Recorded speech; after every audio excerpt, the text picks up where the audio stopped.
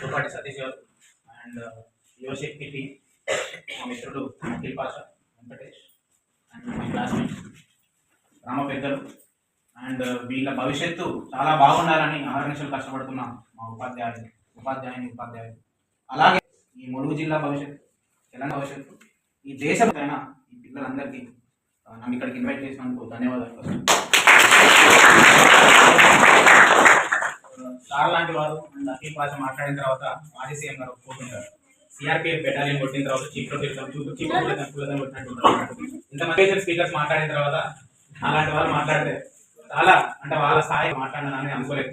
Sir మాట్లాడినప్పుడు అయితే నేను ఒక 1.5x లో మన వీడియో 1 లో విన్నట్టు అనిపించింది. బట్ అగైన్ ఆ మాటలలో ఆ అర్థాలు, ఆ మాటలలో ఉన్న మీకు ఇచ్చే గైడ్ లైన్స్ లో ఉన్న లోతు అది చాలా తక్కువ మంది కాదు. సో చాలా క్వాలిటీ కంటే సార్ 1.5x లో ఇచ్చాడు. యూట్యూబ్ అయితే మనం చూస్తాం.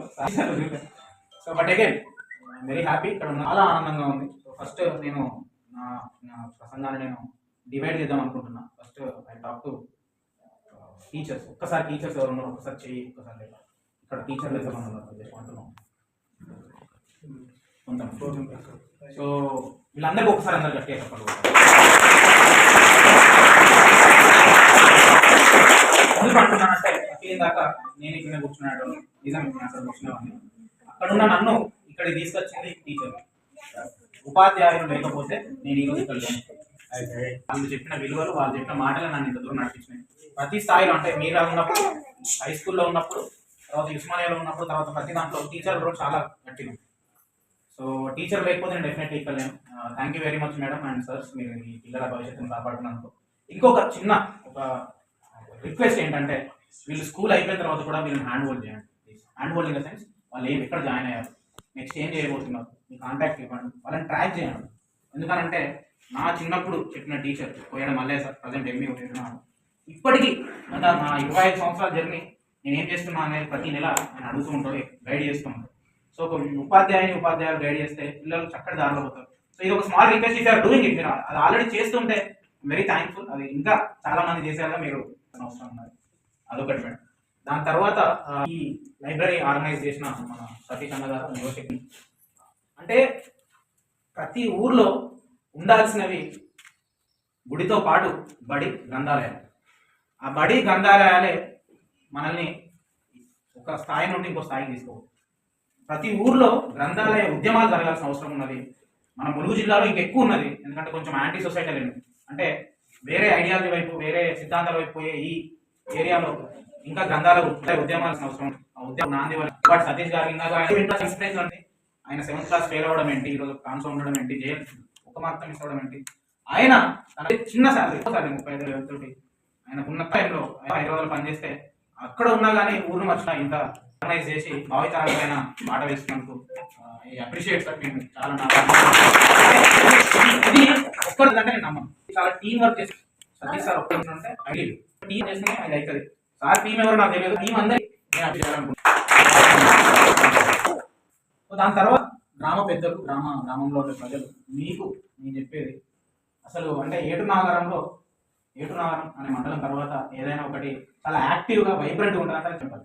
పేరు చిన్నదే కానీ మీరు మాత్రం చాలా యాక్టివ్, మీరు చాలా యాక్టివ్ ఉండరు, ప్రతి దాంట్లో పాల్గొంటారు. అంటే అభివృద్ధి ఎలా చెందాలి, మనం ఎంత దూరం ఆలోచించాలనే ఆలోచనలు మీకు ఉంటాయి. అది నేను చిన్నప్పటి నుండి చూస్తున్నా. ఎట్లా చూస్తున్నా ఫ్రెండ్స్ వాళ్ళని అఖిల్ పాషా అని, ఇక్కడ చాలా మంది ఫ్రెండ్స్ ఎంత అద్భుతంగా చదివేవాళ్ళంటే వాళ్ళు అసలు వాళ్ళని చూసి నేను ఇన్స్పైర్ అయ్యాను నా స్కూల్లో కానీ బయట. అండ్ మీ గ్రామ పెద్దలు కూడా మీ పిల్లల భవిష్యత్తు గురించి చాలా గొప్పగా ఆలోచిస్తున్నారు.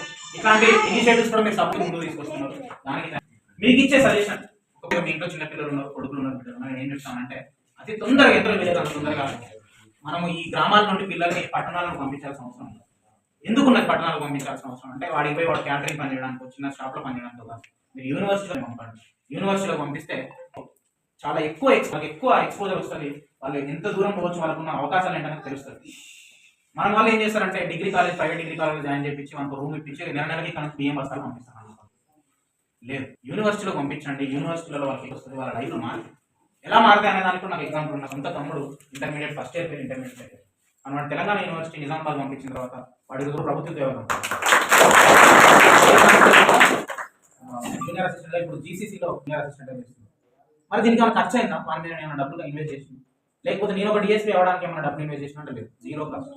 మనకు ప్రభుత్వ సంస్థలు ఉన్నాయి, నేను ప్రభుత్వ పాఠశాలని చదువుతున్నాను, ప్రభుత్వ సంస్థలు ఉన్నాయి. ఆ ప్రభుత్వాలు మిమ్మల్ని కాపాడతాయి. పిల్లలు మీరు వినాలి, ఈ ప్రభుత్వం మిమ్మల్ని కాపాడుతుంది.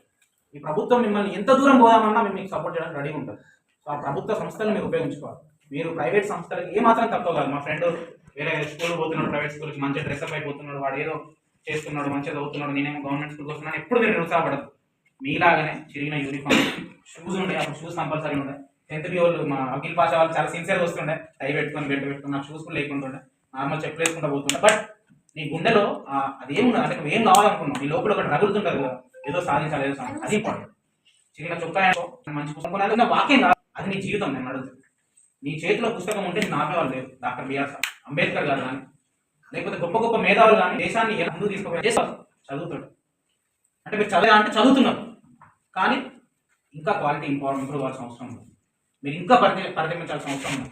మన ఇంట్లో మీ తల్లిదండ్రులు, మన ఇంట్లో టీవీ లేకపోతే స్టడీ టేబుల్ పెట్టినాను, డైనింగ్ టేబుల్ లేకపోతే మంచి స్టడీ టేబుల్ అనండి. పిల్లల్ని మీ ఇంట్లో మనం ఏమనుకుంటామంటే మాది 2 గదులు ఏడ పెట్టుకుని కావాలంటే చదివిపోయాలి, ఒక రూమ్లో బెడ్ తీసుకున్నా అంటే మరి అంత చిన్న ఇంట్లో టీవీ ఎట్లా పడ్డది?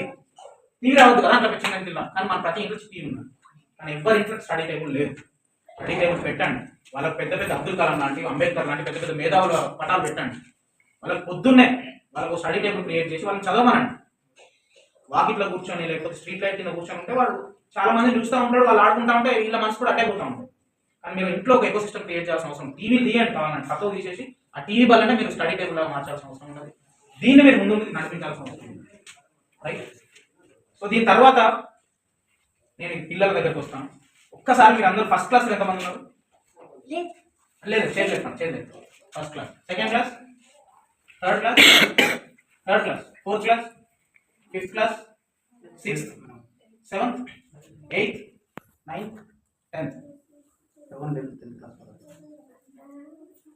గైస్ మీరు ఎంత ఇంపార్టెంట్ స్టెప్లు ఉన్నారు తెలుసా? అసలు అందరూ 10వ తరగతి విద్యార్థులు.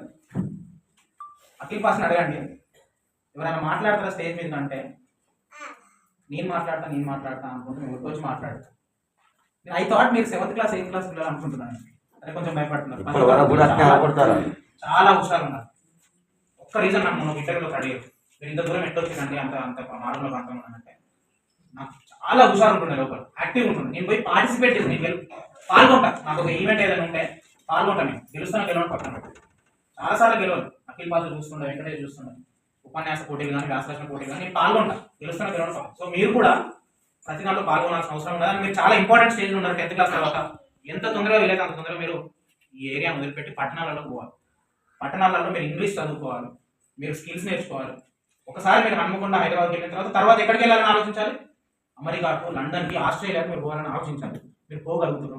ఈ చుట్టుపక్కల ఎక్కడ నుండో చిన్న చిన్న ఊర్ల నుండి మీరు ఇక్కడికి వచ్చారు. నెక్స్ట్ హైదరాబాద్ పోతారు. మీరు అమెరికా, ఆస్ట్రేలియా పోవడానికి ప్రభుత్వ సంస్థలు మీకు హెల్ప్ చేస్తాయి. అది పోవాలంటే ఏం చేయాలి? మీరు ఫస్ట్ పెద్దగా ఆలోచించడం మొదలుపెట్టాలి. ఈ చుట్టుపక్కల ఇప్పుడు ఆల్రెడీ డ్రైవర్లు అయితే ఉంటారు. మీ ఫ్రెండ్స్కి ఎవరికి పెళ్ళిళ్ళు అయితే ఉంటాయి ఇంటర్మీడియట్ ఫస్ట్ ఇయర్ సెకండ్ ఇయర్లో. అన్నింటిలో ఏ ట్రాప్లో పడుకున్నా మీరు చదవాల్సిన అవసరం ఉంది, రైట్? అర్థమవుతుందా మీరు? మీ కెరీర్ గైడెన్స్ అదే మేడం వాళ్ళకు రిక్వెస్ట్ చేసేది అదే. మీ 10th తర్వాత వాళ్ళని దయచేసి వాళ్ళను గైడ్ చేయండి. కెరీర్ గైడెన్స్ బయట పోవాలనేది. యూనివర్సిటీలకు రండి, అమెరికాకు, ఆస్ట్రేలియాకు. ఎంతమంది హైదరాబాద్ పోయారు? ఢిల్లీకి ఎంతమంది పోయారు? మీ ఆలోచనలు ఇప్పుడు హైదరాబాద్ యూనివర్సిటీలు, ఢిల్లీ యూనివర్సిటీలు, తర్వాత అమెరికా, లండన్. మీ యూట్యూబ్లలో ఇది చూడండి, అమెరికా గురించి చదవండి. లండన్ అంటే మీరు అక్కడికి పోయి ఉండాలని కాదు, అక్కడికి పోయి మీరు ఇంకా నైపుణ్యాలు నేర్చుకొని మళ్ళీ వచ్చి మీ సొంత ఊరుకు, మీ సొంత దేశానికి, మీ సొంత రాష్ట్రానికి పనిచేయాలి, రైట్?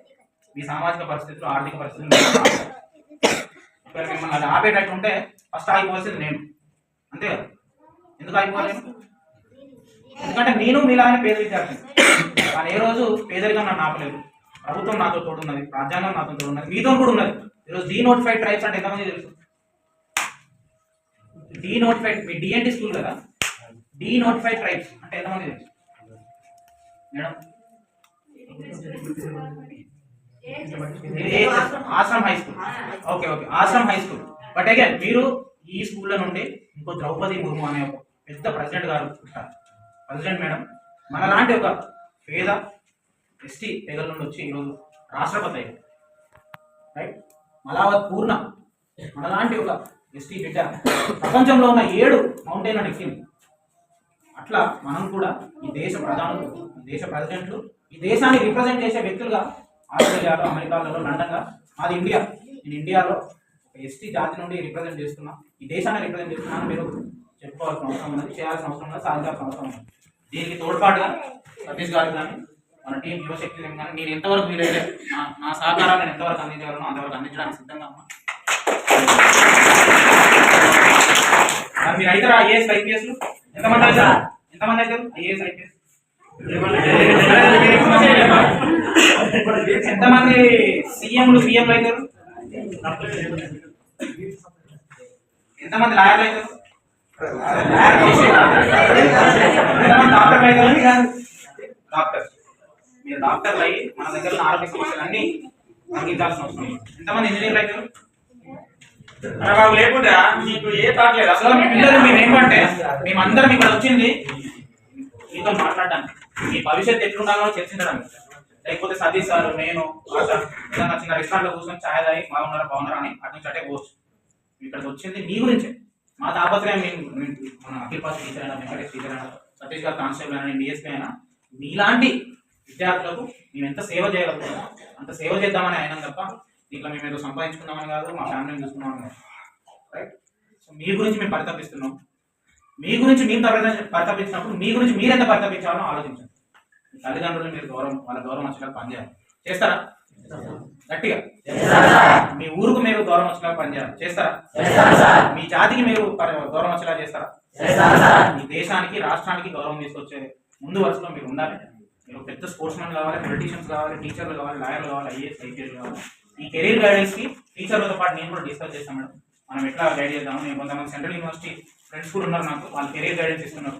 వాళ్ళని కూడా మనం అటాక్ చేద్దాం సార్. దీనికి పిల్లల్ని అటాక్ చేసి పిల్లల్ని వదిలిపెట్టకుండా మనం పనిచేయాలి. మనం నేను తమ్ముడు కలిసి ఏడున్నరంలో కూడా గత 3 సంవత్సరాలుగా మనం యూనివర్సిటీలో పిల్లల్ని గైడ్ చేసి పంపిస్తున్నాం. మొదటి సంవత్సరం ఒకరిని, రెండో సంవత్సరం ఇద్దరు, ముగ్గురిని, ఈ సంవత్సరం 5గురిని పంపించినాం. Kakatiya university, Osmania university and MG university.